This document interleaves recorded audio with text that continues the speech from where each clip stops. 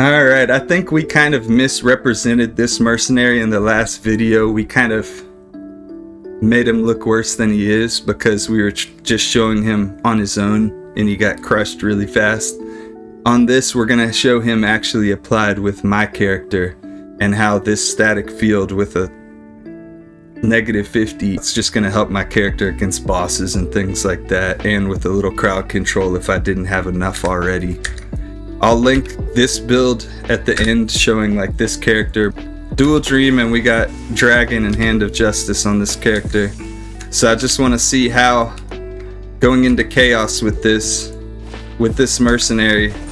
God, my graphics card is tripping. I got a 3060 I ordered on Amazon for like 380 bucks.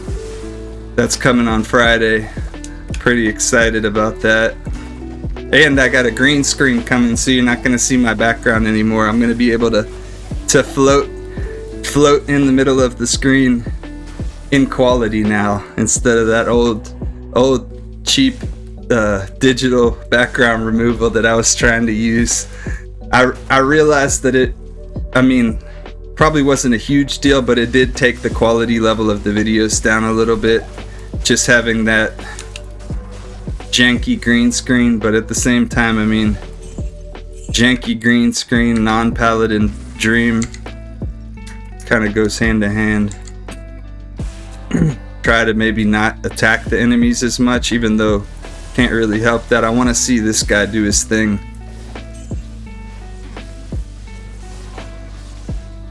I really want to see how he does in terms of support against the boss, because that's really what I'm thinking this guy's going to provide. Because like the enchant one gives you almost as much attack rating as the Act 2 Blessed Aim mercenary, but he can also hold a shield and a sword, so you could put Plague on him in addition to like Phoenix or something. But this one, I feel like this mercenary is a little bit more of a support for your character, just like a supplemental type of thing. The other one's more of like a beast of a mercenary. This one's more of, this one does good. Combine that static field on the crowd with my Holy Shock and Holy Fire auras, and the mercenary actually provides some good support. I might run with the Act 3 for a little while, try different variations of it. And this character is perfectly fine without a mercenary. The supplemental value that this mercenary adds to this character might be one of the better things, because I don't really need another melee character. Jeez, holy moly. I don't even have lower res, but look at that. Look how much I almost died if I didn't have a belt of full rejuves like that. That would have been not the move.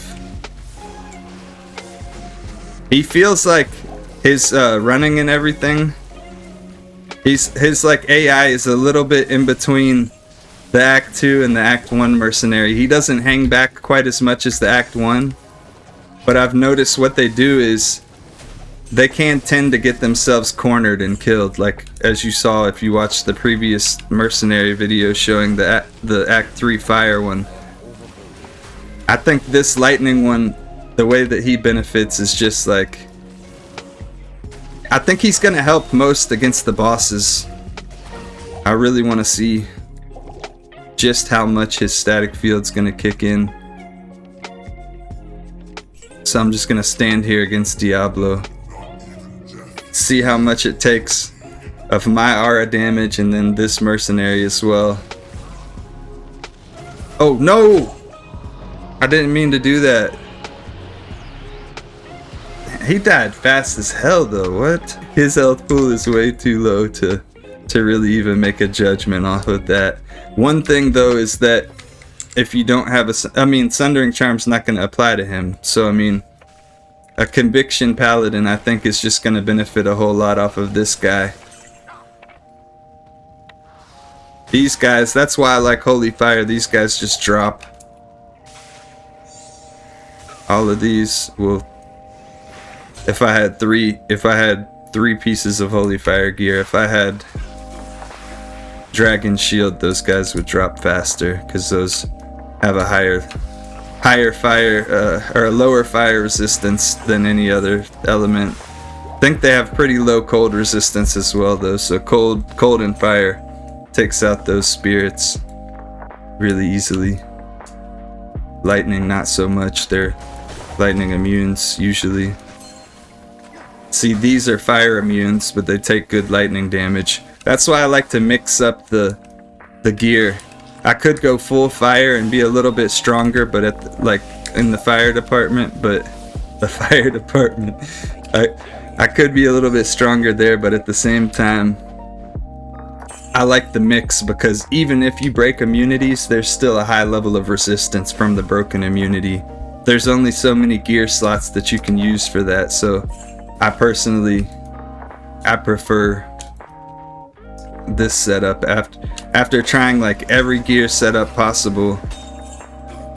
I even thought about trying to make a paladin that wields plague and has like a really high sanctuary aura or something like that, but that didn't really work out all that well. Sometimes a lot of things will wind up being better as a theory, like how people sometimes say to me, "Hey man, you got a hidden talent, keep it hidden." you got a hidden talent, kid, keep it hidden. I'd say the biggest thing that you can get in the game though in terms of like increasing your character's wealth is circlets and amulets, like crafted amulets and then circlets that are gambled and stuff or that are found can be really, really good for earning yourself some high runes. You can get multiple high runes off one single circlet or diadem or something like that. If you get like 2 to a class skills and then 20 FCR, you'll really get a lot out of that.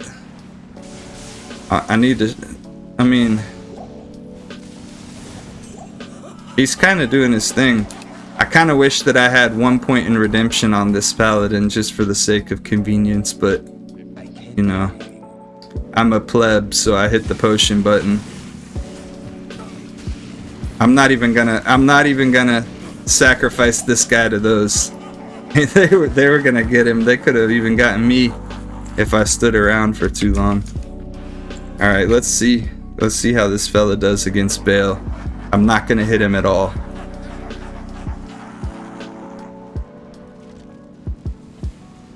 Okay, look at it. Like, this is what I hate about being on foot. Why I put Enigma on almost all of my builds. This guy's taking...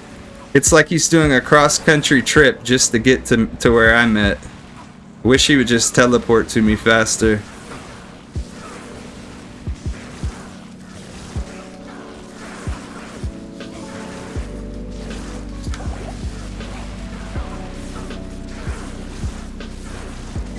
He's actually...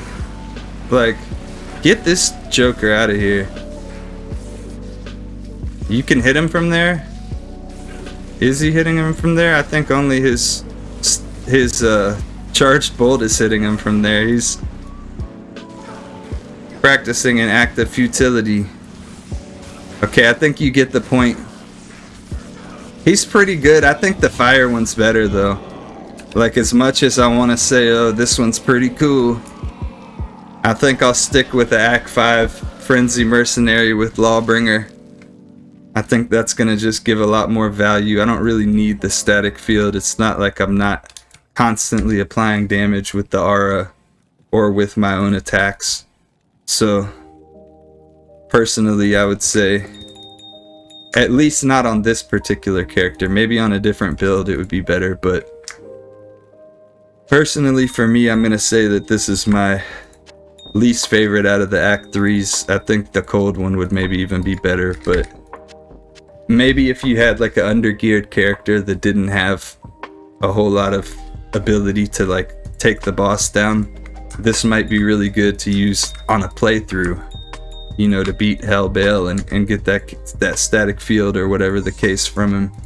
I think that could be a really beneficial way to use this mercenary. I don't know how great it is for end game though.